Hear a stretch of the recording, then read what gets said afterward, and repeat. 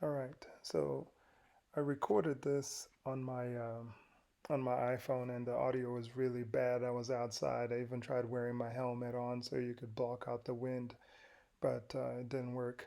Anyways, this is a walk around of a 2020 Triumph Rocket 3 GT that I just picked up.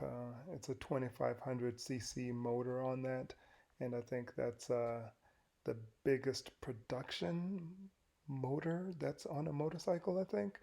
I'd have to look up the stats, but it's got like some crazy amounts of horsepower and some crazy amounts of torque. I'm talking about the kind of stuff that you would find in a small car or something like that.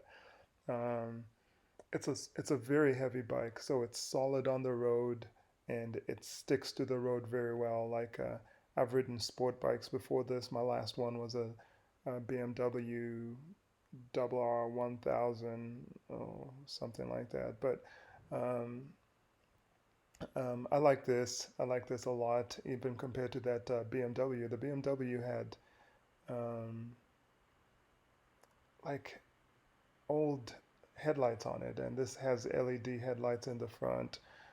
Like I said, 2500cc motor. It's got Brembo brakes in the front and in the back. Um, it's got a 240 50 16 tire in the back. Um, those Brembos in the front. Um, and I don't remember what size. Okay, I think it was 150 80 17 tire in the front, so just a little bit taller than the back one.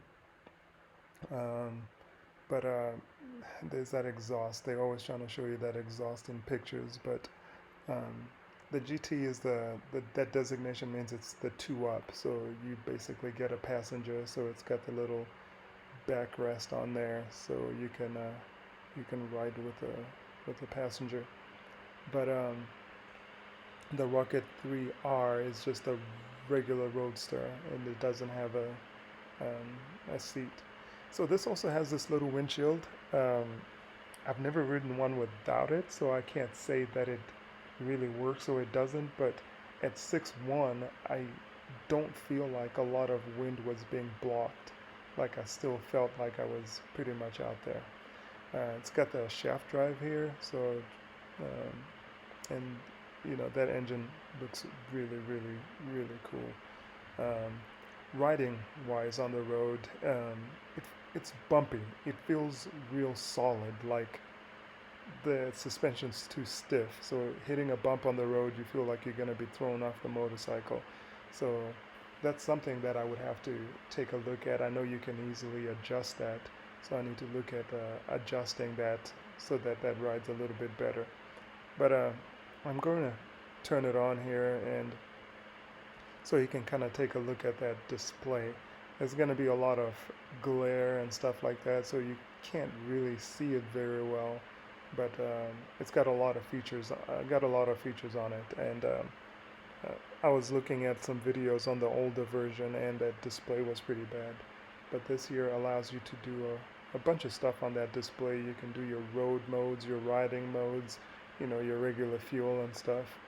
Um, but I'll do a video on that some other time. But at this point here, I turned it on. Unfortunately, you're not going to be able to hear that audio because I